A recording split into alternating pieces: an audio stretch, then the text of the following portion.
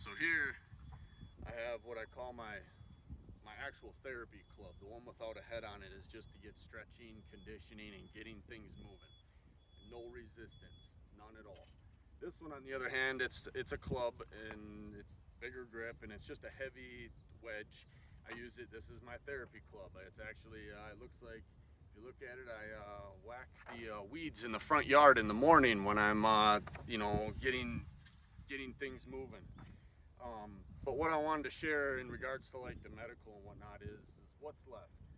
I have a left dominant leg, the right blown SI joint, and then the right shoulder's had two surgeries on it. It's missing a collarbone, and what I want to share with you guys that is most is there's a titanium plate in my arm from here to here, and I will always remember that, doctor, especially because right above it says made from broken parts. That doctor, we had to have that plate put in. It was a Mayo doc. I always remember him. He said, I'll cut off extra off that ulnar bone. Therefore, it never gets close to those nerves. Because autistic nerves are super reactive.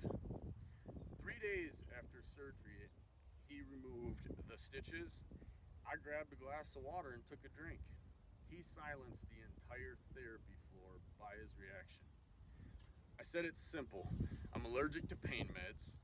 I get home and when it feels like it's gonna explode in the cast after surgery, I just put it up on ice, elevate it, force the fingers and muscles to move, which stimulates blood flow while it's raised on ice, in exactly 8 minute cycle, and I will return to work early on restrictions, or I can use an Xbox controller. It's an 11-inch plate with 6-inch screws or 6 screws core to the bone. But when it's 0 degrees outside, it's brain freeze. It does. But I got a right arm non-dominant, as this left side is more or less destroyed. This left shoulder was repaired once. It now has a torn labrum again. I can feel the pins in around the bicep tendon. Has a full 14 millimeter cyst. I can feel all this what's wrong, but it needs constantly winging to keep pressure off of those nerves in the spine, like the last 18 years. So once I'm up and going, I'm up. I stay up, and then when I go down, I lose function of the right leg first, the left leg, the shoulder. But what I'm thankful is through conditioning and swinging that arm, is I'm able to smile and get some of the left neck and face back. I had a lot of dental work done, so it's nice to have that. But core, no impact. I cannot do impact. I need core, swinging, conditioning, strength. That's what it has been since day one. When I wake up with little to nothing working, 3 hours to get where I'm at, where you see today, after I'm fully stretched and out. So when I take stretches, it's the deep breaths. It's the oxygen that I got oxygen. I got a release and I got oxygen. It lowered my heart rate and it gave me the freedom without fighting life. It was that doctor that we will always be thankful for, a life extender to us fathers and our children. The entire neural blend of diversity exhibits behaviors that are or are not related to the airway. There's a solution. We listened, we followed it, but I couldn't understand and utilize the full aspect of the core strength and all of that without having that breathing. Now that I have the breathing, I was able to tighten up the core strength, bring everything of what works to the best I can. I'll back up here a second. So so left leg dominant, stand on one leg. That's basics. We start with what works. The right leg, kick up along the side because it doesn't pinch in here either when it's held like that. So one leg, and then I got what's at that time safely working with the shoulder, kind of just delete the left arm. it's like put it in your pocket, and then we go to the right and see what we got. So with my right arm, because I swing right-handed, hitting a ball, one-handed, right-handed. I'm standing right over a tee right now that Eric can see, and on left leg. So that's where we started with what's left. I also had a neck brace. So as you can see, I'm standing right here, swinging my right arm, and I'm not moving my head, I'm not moving my spine, and I'm standing on my left leg. Tom, would you be able to move back and just show Yep, him? I'll move back. You won't be able to hear me? In the video, you guys can't see right now, but he's kind of standing. I call this a flamingo. We actually do this as a drill with a lot of players, but if you look, you know, what you couldn't see before is Tom's been standing like that the whole time, right, Tom? Yeah. He's been standing that way the whole time. Looks like your balance is pretty good. Is that through training? Yes. Yeah. When the right leg quit working, we don't feel that pain. We don't feel that, and this is what they know. They know that we don't exhibit the pain we're supposed to, and that's why I can stand here on one leg and do that, because the muscles don't send pain. Because all my muscles, if you were to come on this left side right here and push, there's knots, and that's what restricts it from opening all the way. There's knots there. Well, I can massage them out. 2 hours later, they come back. It's because the nerve is doing something to the muscle. I don't know, but I can just get it moving, relieve some pressure, and off we go. But as far as what I faced for pain, it's clear. I don't exhibit pain per normal. I don't. We know that. I'm like a brain in a robot body. Nothing comes natural or off of the old muscle memory that I had. My short-term memory has been affected significantly. My wife and children can attest. And there's no more natural mechanical swing.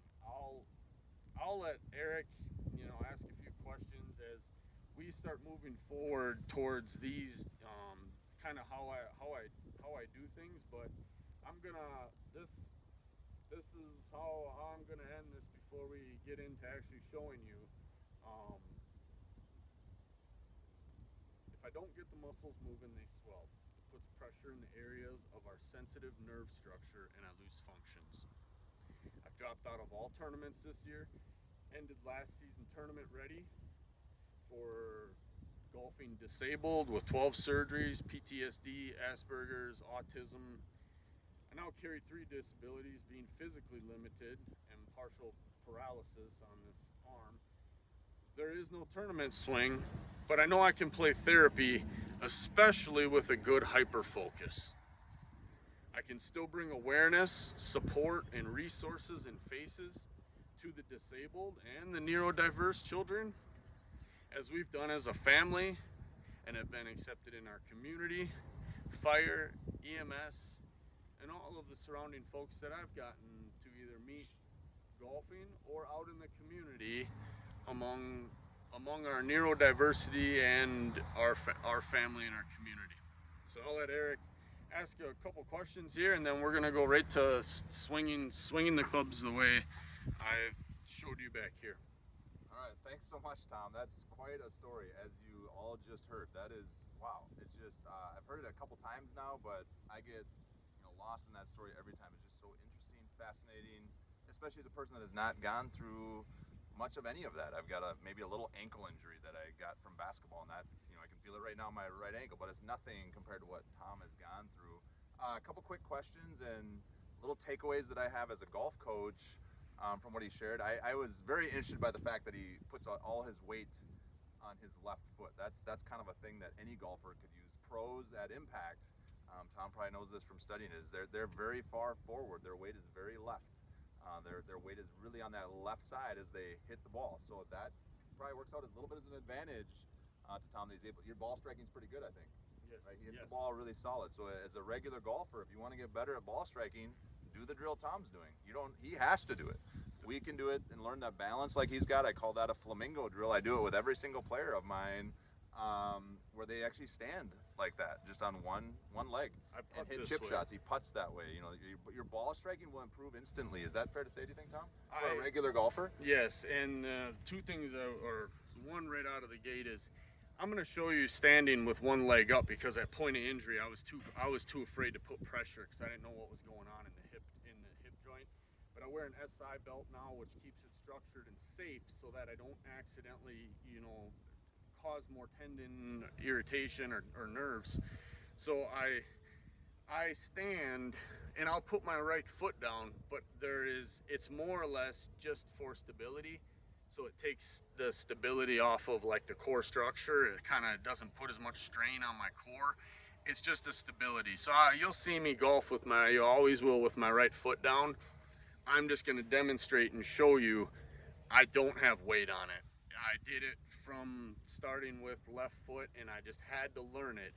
If I want, it's not like I wanted to learn it to just come play golf. I needed to learn it so that I can get out of bed, get up, get moving, and keep active, just like the senior folks that I golf with. Hell yeah. That's amazing, and it's interesting to hear him say, this is so cool because it fits right in with our coaching style. But he's got his flamingo move that he does, and then as he's sharing that he kind of puts his right foot down, but barely. That's actually a drill we do with our players all the time too. We call it a bowling drill, where their weight's still really left. And they learn to strike the ball properly, but it's the way Tom has to swing. He doesn't have a choice, right? Is that fair? You don't have a choice. He has to do it that way, but it actually could help you regular golfers to learn some of these moves Tom is doing to improve your game too. And then the interesting question I have, or I guess popped out to my mind is we like to have our golfers get their weight left, but then they use their left arm a little more to get that ball striking more forward, everything forward. You see pros weight left, their bowed wrist, right? They're not flipping the club, but most golfers hit it more with their right hand, and that causes issues. But you have to swing right-handed. So I'm just really interested to see how that plays out because Tom's almost doing two different things, right? Weight left, but swinging with his right arm. Could you talk through that a little bit? Just how that, because I love the weight left part, but as a golf coach, I would not prescribe someone swinging with their right arm too much, but I think Tom has learned to make that work. But how does that play out in the golf swing? So the way I started was actually with the putter. Watching that line, I really focused on that line, just standing on one foot with just a putter. Short grip, up, and then just slowly getting the arms. But for me, I can hit the ball like a figure eight unless I keep the titanium bar.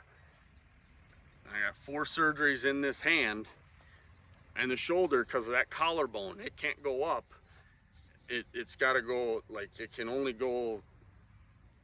swing out, but it can't go in. And then this arm, like you see, I can bring it close range up here, but I can't go out, and I can't, like, it's like right here is like, and I can't force it out any further.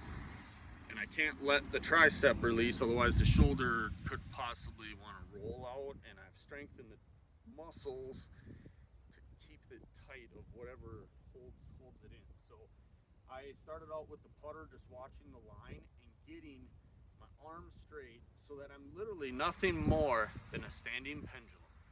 And you're using right arm? Right arm. The left arm can't feel it. No, because the right arm's guiding. I started out with the right arm in my pocket. Sure. So Left arm in your pocket. or my left arm in my pocket. So I'm only on my left leg and my right arm. That's it. And a head straight. My head is straight, core solid, and then it's just keeping the arm straight. So my background is engineering. I love earth science and physics. And if you mix all that together and look at a golf ball with the hyper focus and stuff we have, we see lines. We're the kids that literally stepped over every line of the tiles in the stores. We ran following line. We lined up our Hot Wheels cars. Everything was lines.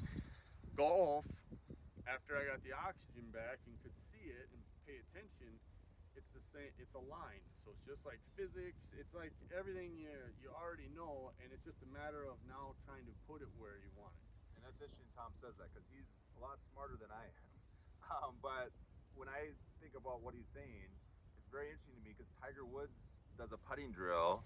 It's actually Tiger Woods' most important putting drill that he does. It's his core drill.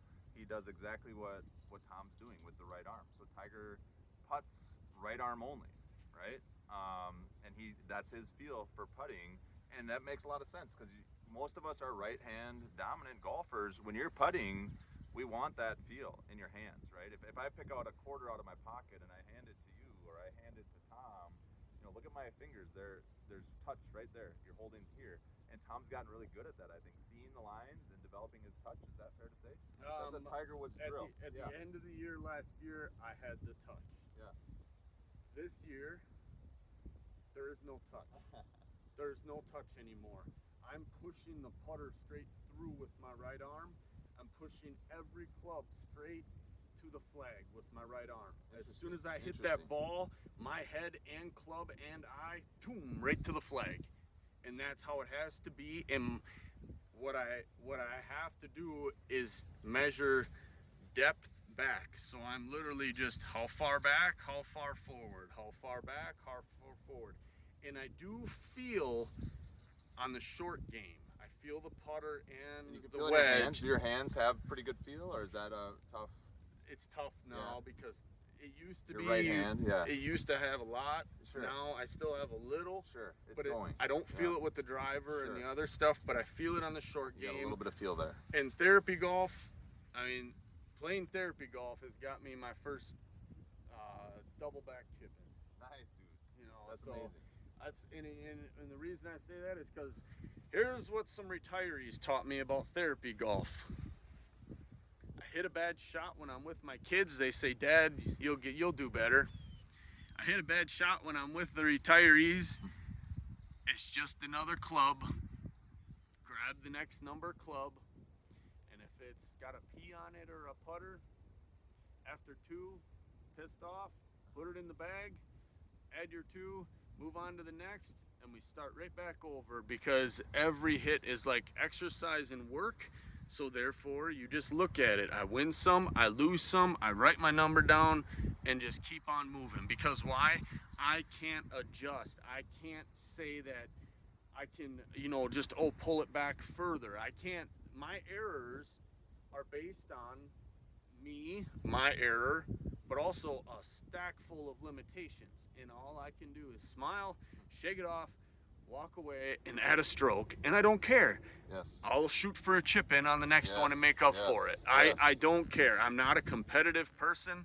I will, if I'm gonna play competitive, there will be AirPods in both ears, and I'm in my own world. And that's just part of the other part of, for me, the guarantee of hitting that ball, and I'll share it. PTSD.